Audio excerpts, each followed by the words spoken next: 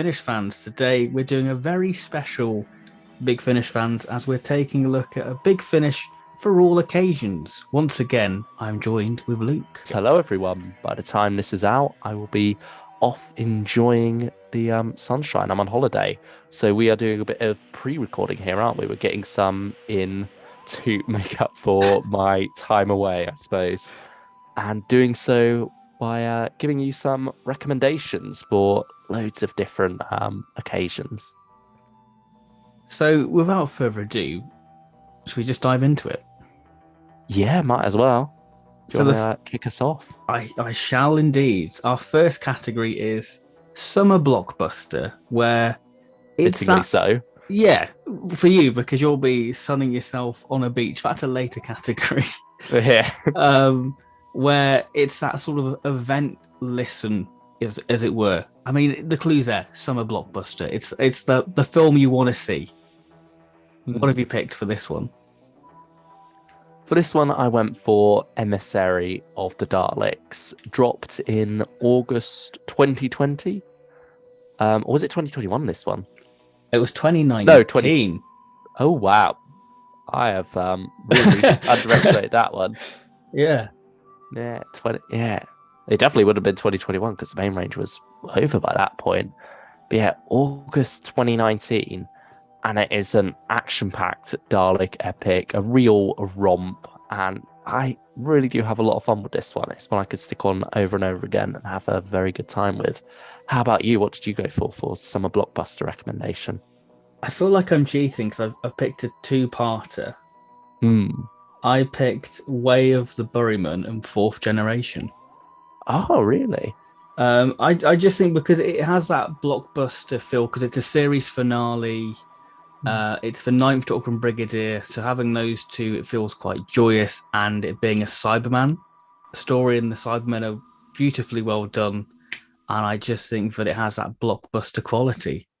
Yeah. So it is like a series finale. So if it was like airing at the same time as a Russell T Davies series, it would come out like June to July, wouldn't it? That one. Yeah, I mean, though it came out in February this year, I felt I wanted to get a Ninth Doctor story on this list. That's understandable. And I completely forgot this was a category, and that's the one what came off the top of my head. I did think about Hour of the Cybermen, because that was the first blockbuster, really, for Big Finish, that summer blockbuster feel, but I thought I'd go for that, because I just think it's that event thing to have the bridge of classic and new in the form of Brigadier and the Ninth Doctor. Yeah, that's very understandable. Our next category is for a beach listen. So sort of following on from some blockbuster to maybe something slightly more relaxing now. So you can just sit back, enjoy the sunshine and give a listen to. So what did you pick for a beach listen? I picked a Fourth Doctor adventure, and it is the Wave of Destruction. Oh, that's a very good pick. I kind of wish I picked that one now. I think because it's set by the sea, it's set on a pirate radio station. You've got K9 and Romana being a DJ. If that doesn't sell the audio, I don't know what is. You've got the wonderful sort of season 17 humor feel to it. The randomizers in full effect. I think season 17 is very summery as well. Yeah, it's that light-hearted bit of fluff, isn't it? The light supper. Yeah, it is. You've just got nice little references to Black Guardian, which is ultimately that series' arc. And you've got one villain what Big Finish have redeemed countless times, really. So that is my pick. What about you? I've cheated a bit here because I've gone for a whole box set / series. That's gone for Jago and Lightfoot Series 9. The one where they are off on a cruise. I mean, my particular favourite from this set is the second story, The Devil's Diceman. David Warren. Yeah, plays, I think that's his debut as Luke Betterman, I believe. Yeah, I think so. Yeah, I think it is. Yeah, who then sort of recurred throughout the rest of the series. And that is a wonderful set. Great for just sitting back and relaxing to, really, and enjoying Jago and Lightfoot on a holiday of their own. It's not quite as relaxing and enjoyable for them. Yeah. Because it wouldn't be as fun a listen for us. But yeah, certainly a wonderful little set there, and I recommend it to anyone who hasn't got that one. I can see why that's your pick because that was your first Jaguar Lightfoot set, wasn't it? Yeah, it was. And I listened to that one when I was on holiday back in 2015. So you've got nice little memories to that. So that's a real nice pick. That is. Yeah, I think that's the thing sometimes. Like different things will mean they'll have different meanings for different people. Yeah, I think And that's so the. depending on how you first experience it, you'll often get taken back to where you were in your life when you first listened or watched something. I think that's the joy of doing this list on how we've interpreted like these different categories. Really, so this is fun. I'm enjoying this. Yeah, it gives us an insight into each other while also hopefully giving the you the listeners, viewers, a chance to pick some good recommendations. Hopefully they're good. I mean, it's difficult to narrow it down. It's a struggle, but because like we say, these things do mean different things to different people. But yeah, next category then, shall we? yeah, go for it. Again, this one's quite self-explanatory for a long car journey. So if you've got a long journey, what big finish are you going to stick on to occupy yourself? What have you picked? I've gone for Scourge of the Cybermen. So we're moving from audio drama to audiobook here for my choice. Because, Very good. yeah, it's a chunky one. It's 7.5 hours, isn't it, total? Yes. Yeah. And so it definitely fits the long car journey. I think also when it comes to audiobooks with the narration, you can afford to not drift out of it as such, but you don't have to be quite as 100% attentive. Yes. You're less likely to miss things as you go on. And when it's a long car journey, you are going to have distractions along the way and such. So I think this very much suits that. And also it is just a brilliant story. I think we've had our hot take before of saying this is the best Cyberman story of all time. And I still stand by that now. What about you? What have you picked for a long car journey? I can only agree. You gone for the same one? I've gone for the same. I just think it just saves time faffing about downloading other things. You've just got 7 hours of just pure John Coleshaw. And he does such a magnificent job narrating this, voicing the characters. He's not a dead ringer to all these characters, like Sarah Jane. He's not going to do a spot on Elizabeth Sladen, but the intonation's there, the delivery's there. The Cybermen, like we said, they're just at their best. It's claustrophobic, and it's a story what you really think they're not going to make it out alive. Even, these characters live on, and the third Doctor's going to regenerate and planet with spiders, but you think this is curtains for all these. So, yeah, this is through the ringer, aren't they? Every character is, and I think it just gets more. The story gets smaller and smaller and smaller, doesn't it? Yeah, it gets more intense, more claustrophobic. There's like less places to run. Because it's a classic base under siege story. It's very 60s meets 70s Who, with a bit of Jerry Anderson as well, I feel. Very well fleshed out. And also it does the scale of it very well. You can really imagine this whole community living here in this base and the danger that they are put in by the presence of the Cybermen. Absolutely. And I think it's that case of that linking narration really enhances the story, like how corroded the Cybermen look and just the fear, the inner monologues of these characters. Like we spoke about it before, like the cafe owner. We don't hear from him again, but he's wondering about these people, about their life. And then there's a little line saying these people have no future. We never have that character ever again, but it's just a little bit of fleshing that world out ever so slightly. Yeah, it just gives you insight into everything that's going on around it. Yeah, brilliant stuff. Wonderful work by Simon Gurria. Oh, what a man. What a genius. So I suppose next up we have for a cozy listen. So, this is putting your feet up by the fire and sipping on some nice hot chocolate, perhaps. What did you pick for a cozy listen? I picked this one was quite difficult. This one was a difficult one. I think this and another category I struggle with, but for me, ultimately, I picked the Dalek Occupation of Winter. Oh, that's a good choice. As it's a winter listen, and obviously you want to light the fire. It's snowing outside. This story is full of snow, and it's just pure 60s Dalek magic. Hartnell is wonderful. The first Doctor's wonderful within it. He's so defiant against sort of the governor character within it. It is just one of the best stories, and it's quite bleak as well because these characters have made no difference to this society, even though they tried to help them. It is a wonderful story, especially Stephen confronting the Dalek in the factory. So that's my cozy listen. Yeah, that certainly is a wonderful story. And I think the dilemma that the main characters are placed in there, where they have this society working with the Daleks, who aren't necessarily subjected to any repercussions from them. And so, but the Doctor, Stephen and Vicky know what the Daleks are doing. They know that they're just using these people, and that, their comfort is causing far worse to discomfort to others out there where the Daleks are on the warpath. And so I think it's a very interesting moral dilemma that I don't think there's an easy answer for.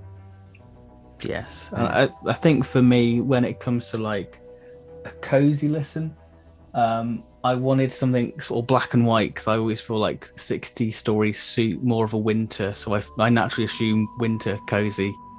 Dalek Confirmation Winter. That was my pick. How about yourself? I've gone for something colour and 80s.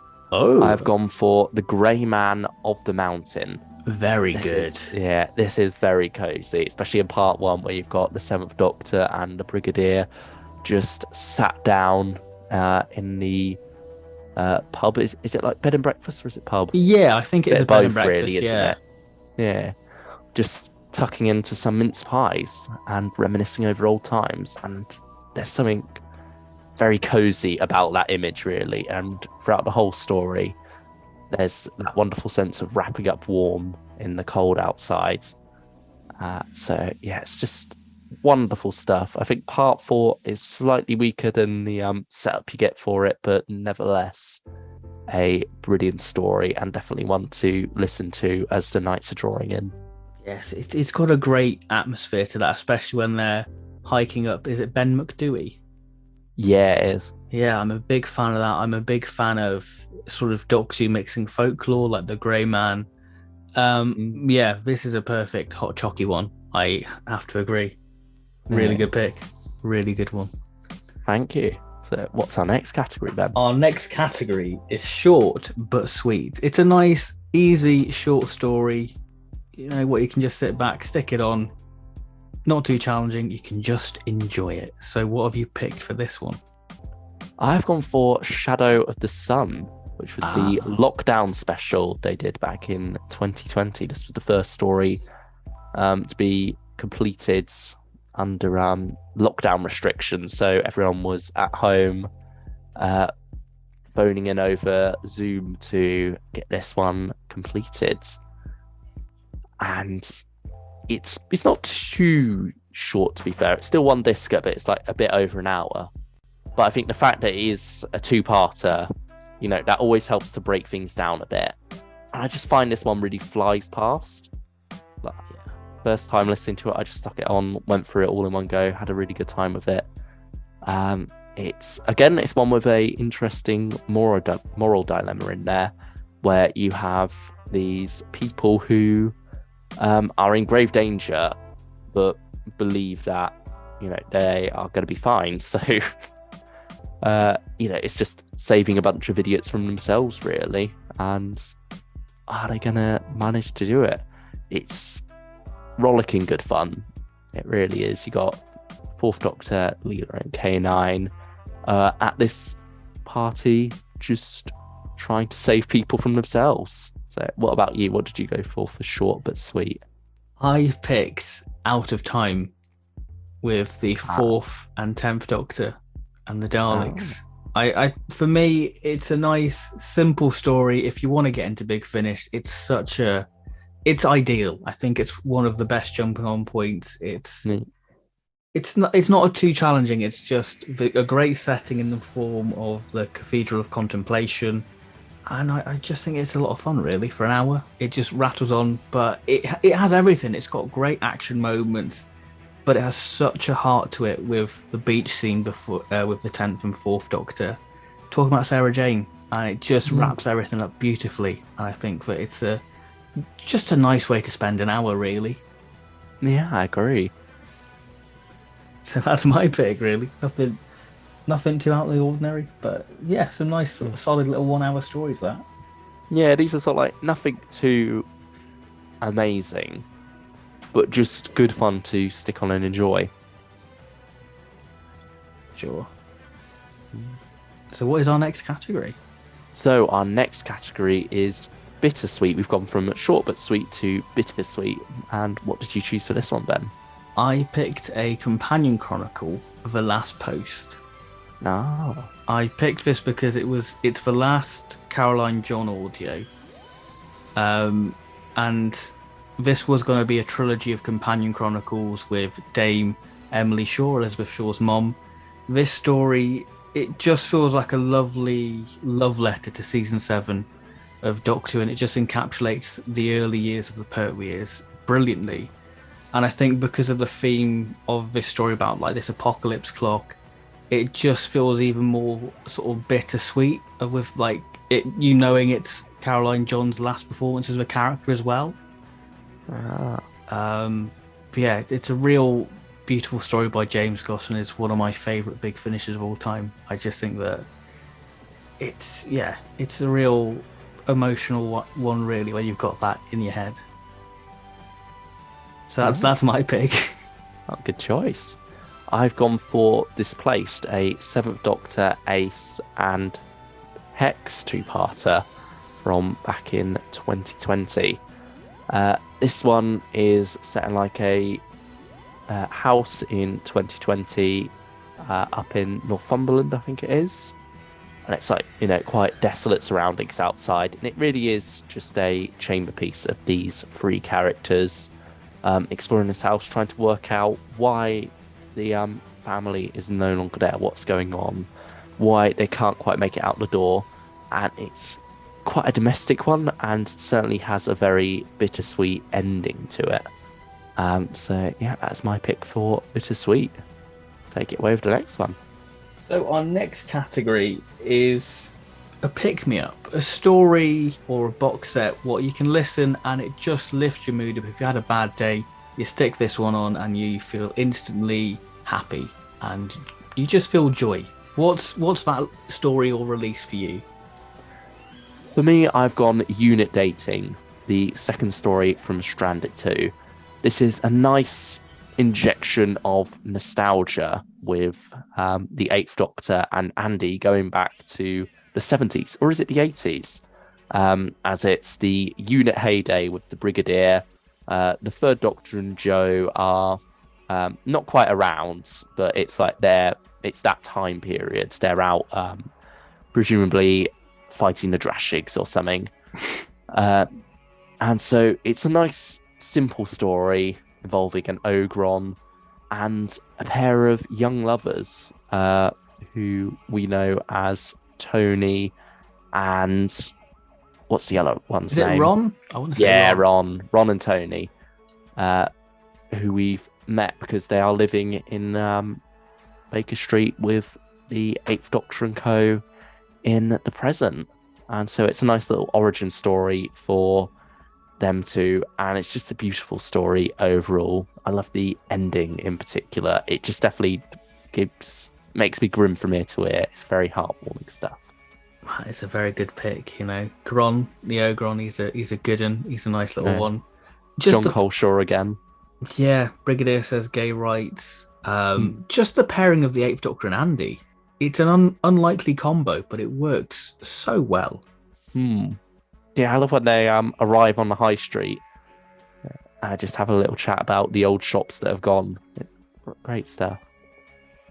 That is a very good pick. That is a good pick. Indeed. What did you pick for this one, then?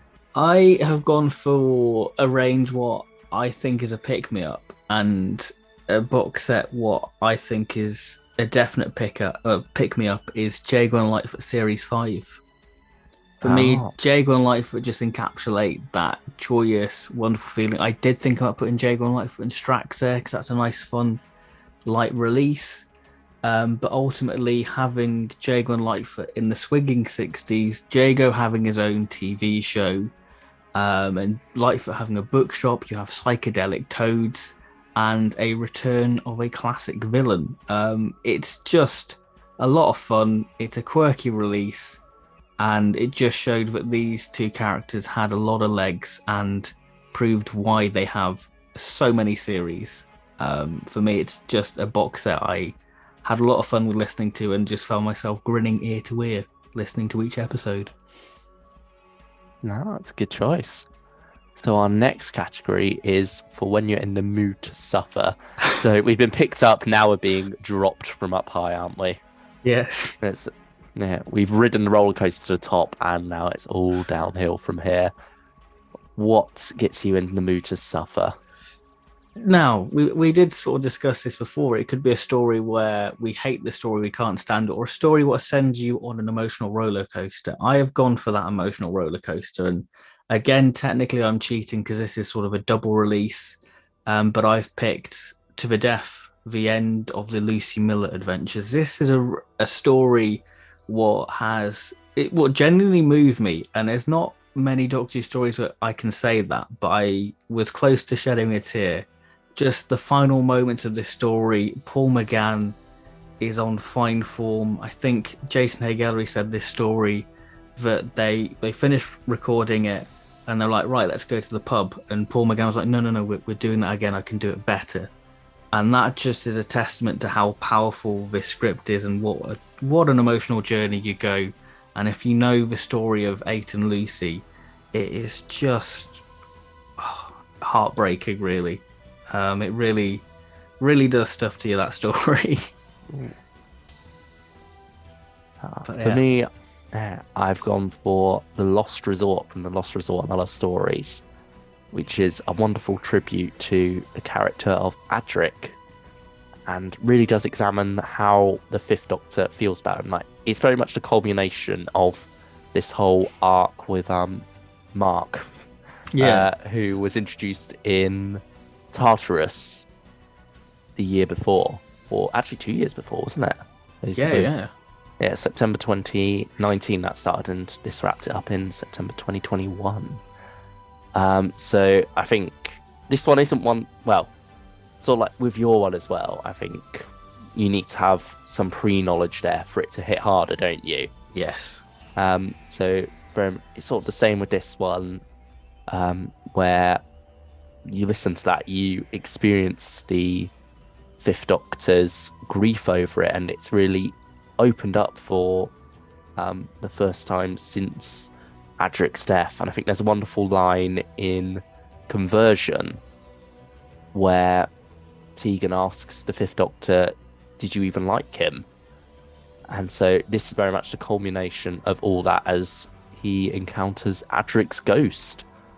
And there's also a lot of other stuff going on in here as well, with Mark's character getting used to some changes that happened to him during Conversion.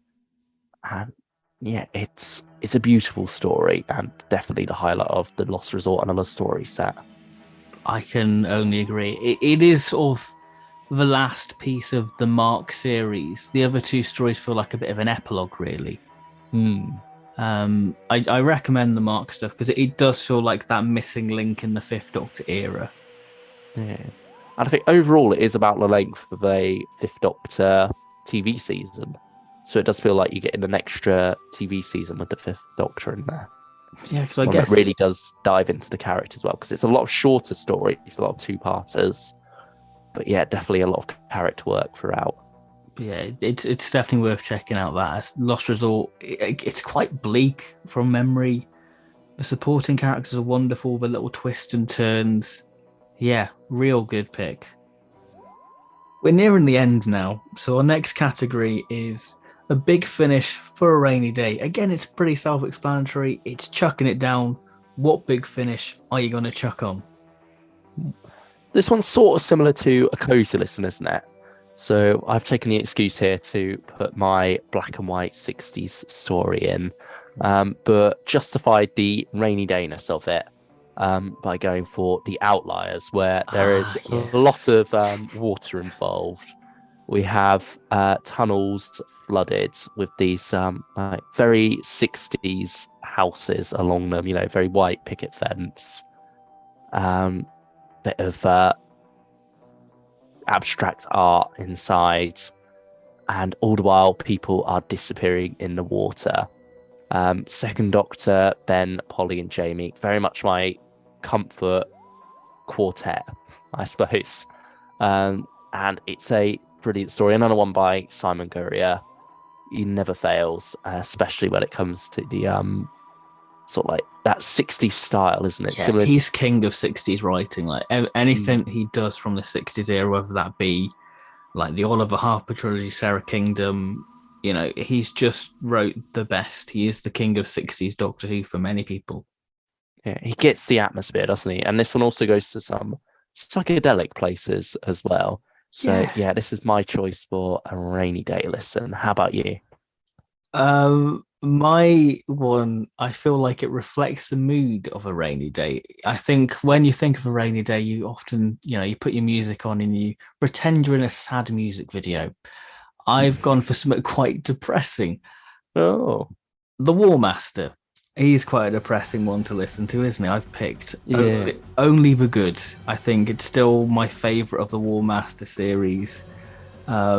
It probably doesn't fit the rainy day feel, but I think the bleakness of it matches the weather. I mean, if it fits that for you, I think that's fair enough. So I've gone for only the good. I think that's a wonderful box set, a nice, tight set. What really kickstarted the Derek Jacobi stuff and really showed that this range had legs. Really, it's a great one. Really, especially that ending. It just knits everything together in a neat bow. Yeah, I think you could definitely imagine in that final story quite a few grey skies around as the Master and Cole sit in a cafe in Manchester, isn't it? I mean, Manchester is regarded for its rains, and I know that, so maybe why I thought of it. Yeah, our next category is a dirty binge. This is for when you're in the mood to do nothing else but sit and listen to Big Finish for hours on end. What have you gone for this one? There was only one I could really pick for this one, and it is a series of box sets, and it is Dalek Universe. Same here. Oh, brilliant. I guess we can talk about this one together then. Yeah, I mean, 9 episodes, so it doesn't quite overstay its welcome.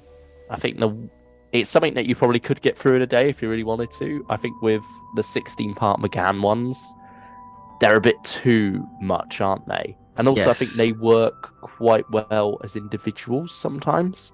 Whereas Dalek Universe, you very much got a 2-part opener and a 2-part finale, and then 5 episodes in the middle. That I think it does flow very nicely as a mini-series. I think that it's wonderfully structured because each character of our main... It's wrong to say TARDIS crew because the TARDIS isn't there.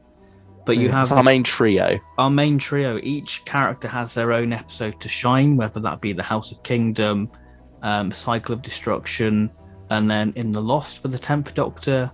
It's just so well. The Daleks, it's quite Dalek-like, but when they appear, they have such a power force. David Tennant, it's like he never left. If you listen to the Trojan Dalek, you're like, that is peak 10th Doctor. It's incredible. And that final 2-parter is very much a Dalek extravaganza. Like, they saved the best till last there. Oh, it makes that journey you've gone on for just feel just so worth it, really. Some great cliffhangers throughout, so you very much do want to carry on to the next one straight away to find out where things go next for these characters. Especially Dalek Universe 1, like that was such a big talking point when that came out. Everyone was just, I can't believe that's the cliffhanger. I can't believe they've done it. I can't believe that character's back. It really put that series on a pedestal, even though it already was on a bit of a pedestal because it's David Tennant, and arguably it's the best series Big Finish have done with a Doctor. because you've got it's wrong to say filler, but it's still interconnected with the arc, but you still have great character moments within it, really. Character piece stories. Yeah. So like the episodes that you think maybe are less significant at first have more relevance as it goes on and you realise what they're crafting here as a whole. Yeah, it's just worth your time. Really is worth your time. If you're not a big fan of David Tennant, just give it a go. It's especially with David Tennant coming back, it will really put you in that mindset of going, we are so lucky to have David Tennant, and I'm pleased that he's coming back. And it just made me feel like a 9-year-old again. Yeah, it's very much a love letter to Terry Nation, isn't it? It is Terry Nation's universe. It's more than Dalek universe. And I think, like, when you are a 9-year-old, like for us, when David Tennant was on TV, and you start like getting into Classic Who and like that expanded universe knowledge of a sort, this is sort of like that mixing that best of both, isn't it? You've got a 10th Doctor with all your little playthings from Classic Who, really, exploring right from the Daleks itself up to Destiny of the Daleks, and I mean even beyond that, with some resurrection in there as well. So wonderful stuff all throughout this one. Yeah, what a perfect pick. Yeah, I mean, it must be because we both went for it. Exactly. I mean, I'd be shocked if this wasn't on the list. I thought this has to be there. This is one where we have to match. If not, I will be very surprised. Yeah, I had a feeling you'd go for this one as well. Moving on, are we going to match? Our next category is when the lights are out. So you're about to tuck yourself into bed.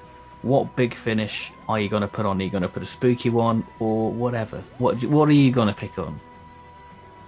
I feel like we're not going to match for this one because I'm pretty sure you've not listened to this one yet. Yeah. It's one I recommended to you. Yeah. And you did buy, but you haven't got around to yet. Do you know what is it Made You Look? Yes, it is. Good. We've finally got a Torchwood on here now. This is Gwen by a seaside town out of season. And, most of the people have vanished from there. And there is a very creepy threat that if you look at it 3 times, it consumes you. And there is some creepy visuals in this one, I will say.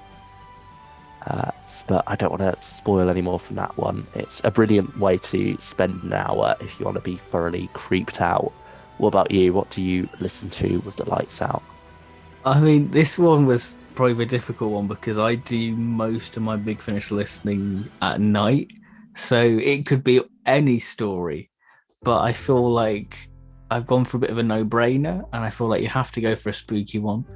I've gone... I feel a bit cheeky picking this one. It is Night Thoughts. It's a 7th Doctor story of Ace and Hex.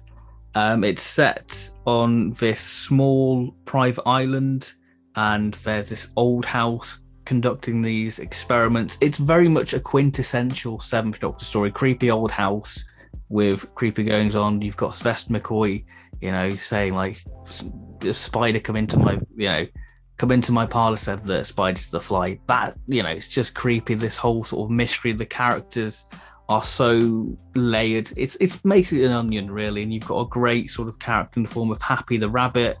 It is just one of the best sort of creepy 7th Doctor stories. It's wonderfully authentic to that McCoy era. And it's a bit of a shame that Edward Young hasn't wrote any more, because I think this story was going to be part of season 27.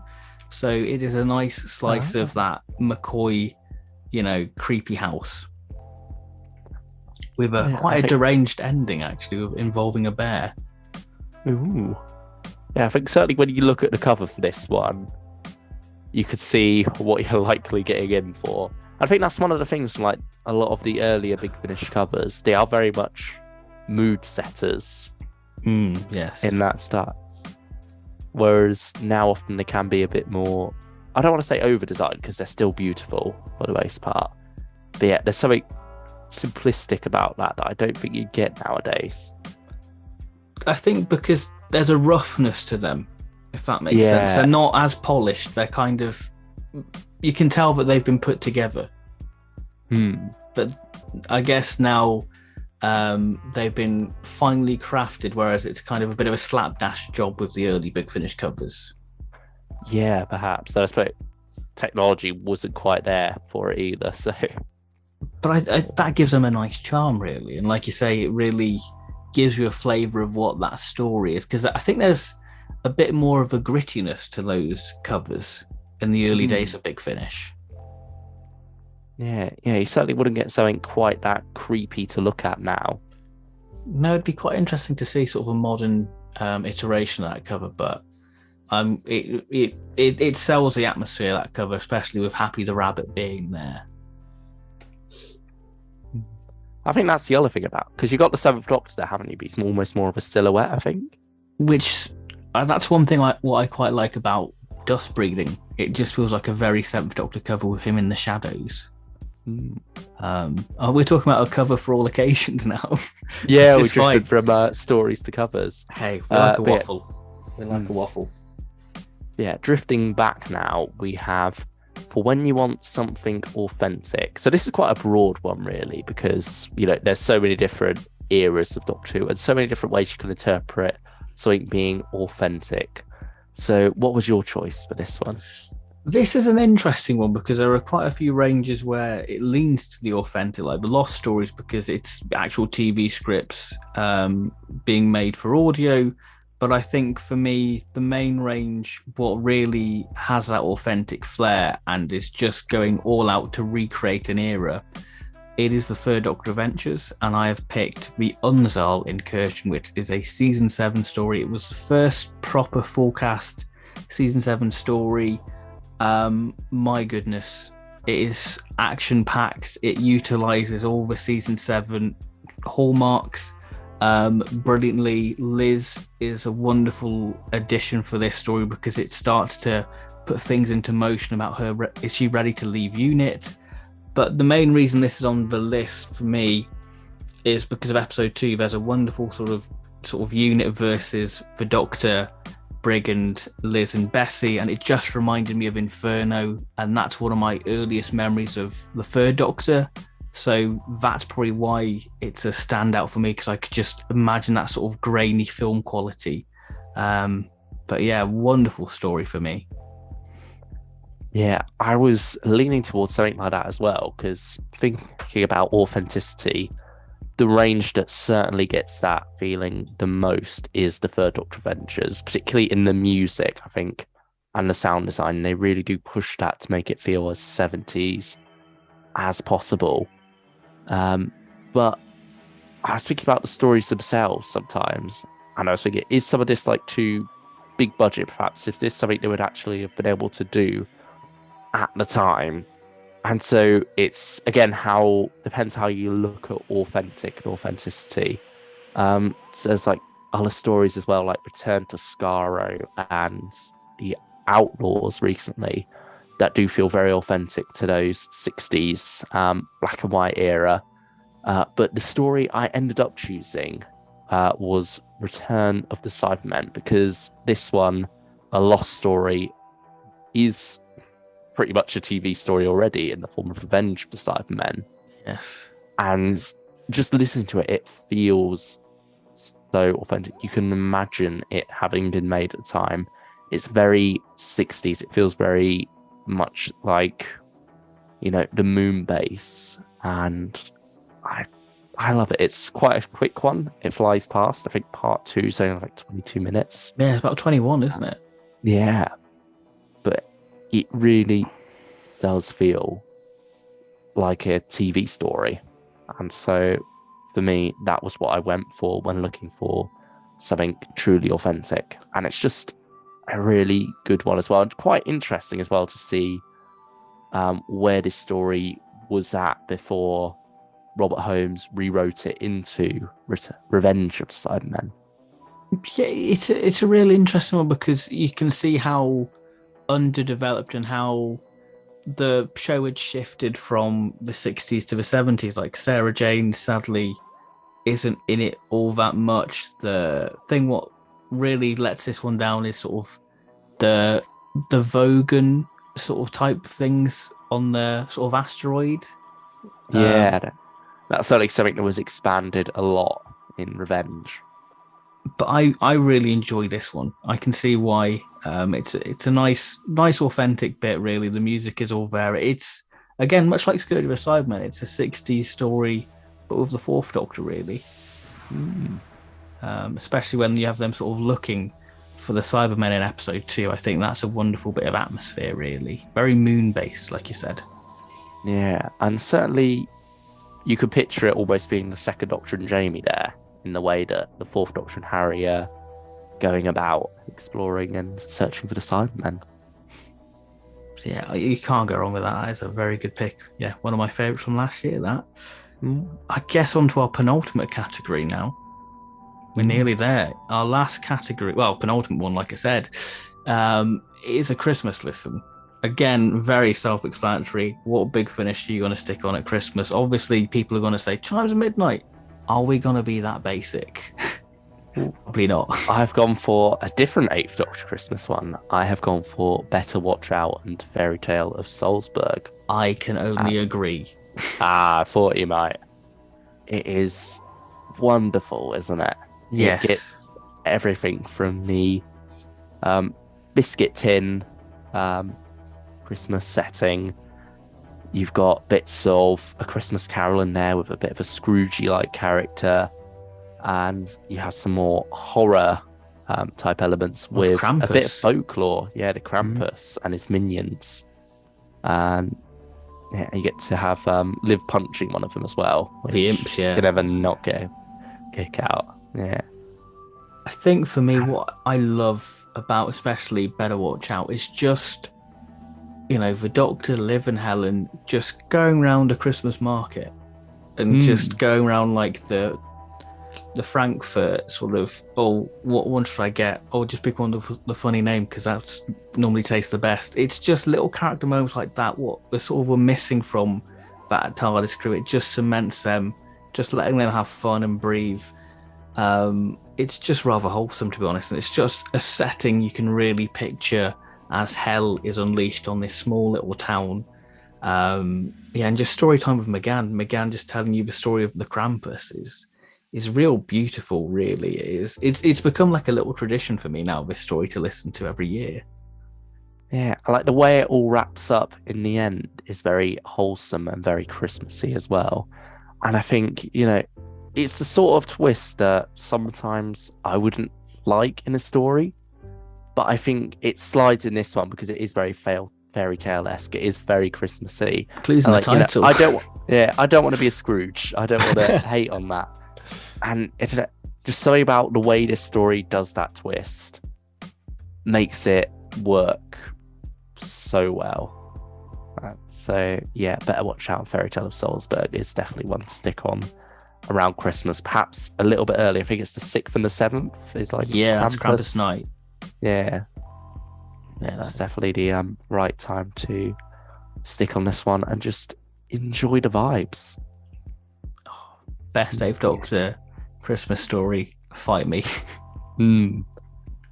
Yeah, it's got a bit of everything, hasn't it? It really has. It's got a nice horror, it's got a warmth to it though as well, which is nice. I think maybe that's what Chimes of Midnight lacks a bit of. It's not the all-rounder Christmas, it's very much the creepy Christmas. And that's still good to have. Yeah, Chimes is still good in its own right. It's won awards. Who are we to say? But we're the underdogs here.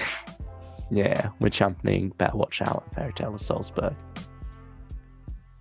So yeah, and now for our final category, we are ending off at the end of the week with perfect Sunday afternoon listening. You've had a long week, you've had 5 hard days work, and now you just want to sit down and relax to something. So what did you pick for your perfect Sunday afternoon listen? See, I think of like the Channel 5 movies you get, like Jason and the Argonauts, and it's just, this for me is like a sofa listen, and I've picked Tartarus. As I think that it's a wonderful adventure and a romp. It's this sort of quest feel to it. It kickstarts the Mark series. It's a wonderful script by David Llewellyn, and I think it's brilliant having Davo sort of fangirl over Cicero. I just think that it has that wonderful quest feel, like I said, like the Keys of Marinus, and I think that's what you want. You want to be something quite light, and you just want to be whisked off on a big adventure. And I think Tartarus is that sort of quest feel to it, but with a nice sort of sci-fi edge to it towards the end. Yeah, that's a very good choice. And I think certainly does fit, like you say, that idea of, Sunday afternoon repeats of old movies. But yeah, for me, I have gone for The Ravencliff Witch. Oh. Yeah. This one I was tempted to put on the something authentic category because I do think it feels quite authentic to the 70s. I thought Sunday afternoon listening fit just a little bit more because there's something about the Tom Baker era that I do feel like works as that Sunday afternoon watch. Stories like, Revenge of the Cybermen, funnily enough. You just sit back and relax for a couple of hours watching, and I think this certainly suits that listening with very Hinchcliffe horror, brilliant stuff. So yeah, that is my pick for a perfect Sunday afternoon listen. See, that's quite interesting, that, and I think this is the joy of doing this on how we attack certain topics, because for me I feel like that story is more of a lights out one because it's more of a creepy that gothic horror one. I wouldn't have thought of it being a Sunday one, but I can see your little argument, and I can see where you're going with it, and I can only agree. But yeah, again, it just shows the beauty of how we interpret these things different and how these stories resonate with us, really. Yeah. And I suppose there is quite a lot of crossover with things as well, isn't there? Like Christmas listen you also want that to be a cozy listen. Yes, yeah. And for the cozy listen, I just go for Grey Man of the Mountain, which is a pretty Christmassy one. Although it's not quite heavy on the theme of Christmas, it's more just set around Christmas time. Whereas I think Better Watch Out and Fairy Tale of Salzburg is really a story about Christmas, so it fits the Christmas category a lot more. But also Sunday afternoon listening, you want that to be quite cozy as well, don't you?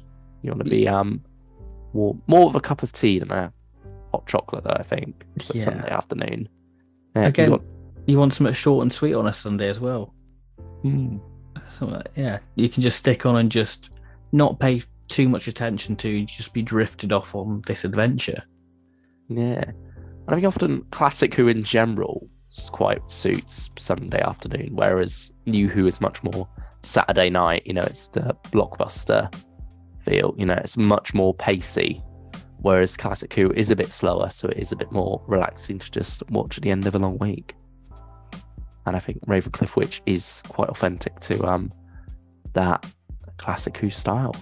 I think out of the Series 11 stuff we had with the Fourth Doctor Adventures, it is that peak Hinchcliffe feel to it, really. That nice sort of quintessential English little town by the coast. This power station being plagued by this witch. Again, a great idea. Margaret's got that nice sort of sweet Sunday vibe to her, isn't she? Like that nice sort of it's sweet like you're old visiting lady. your nan's house. Yes, she's gonna get the cake tin and biscuits and give you unlimited sweet confectionaries. Yes, and plenty of cups of tea. So yeah, Ravencliff Witch, I can see. Yeah, you've made a good case for it. Yeah, so I suppose that's all our recommendations. Yes. Please, if you've got any of your own, leave them down below. Share them about. We'd love to see what you've got to share. Yeah, do you agree with our picks, or are we completely wrong? Again, be very interested to hear. If you've enjoyed this video or podcast, then please do leave a like and subscribe, because it really does help us out, because we want to build a nice little community. So yes, thank you everyone for watching. We will see you very soon for more shenanigans. So yes, thank you everyone. Take care and bye for now. Goodbye, everyone.